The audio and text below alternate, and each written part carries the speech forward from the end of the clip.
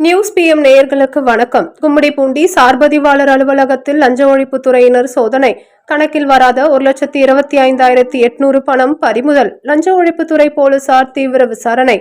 திருவள்ளூர் மாவட்டம் கும்மிடிப்பூண்டியில் உள்ள சார்பதிவாளர் அலுவலகத்தில் லஞ்சம் வாங்குவதாக பல புகார்கள் வந்தபடியில் இருந்ததாகவும் அதன் அடிப்படையில் திடீரென்று இன்று மாலை லஞ்ச ஒழிப்புத்துறையினர் சோதனையில் ஈடுபட்டனர். லஞ்ச ஒழிப்புத்துறை DSP கணேசன் தலைமையிலான 10 பேர் கொண்ட குழுவினர் திடீரென சோதனையில் ஈடுபட்டனர். அப்போது பொறுப்பு சார்பதிவாளர் சுரேஷ், சார்பதிவாளர் மைத்துனரும் ஓட்டுநருமான பிரபாகரனிடமிருந்து கணக்கில் வராத 1,05,000 ரூபாய் பறிமுதல் செய்யப்பட்டது. மேலும் அலுவலகத்தில் பல்வேறு இடங்களில் சோதனை செய்த பொழுது மறைத்து வைக்கப்பட்டுள்ள பணங்களை பறிமுதல் செய்த மொத்த பணம் 1,25,800 ஆகும். போலீசார் விசாரணையில் ஈடுபட்டு வந்தனர்.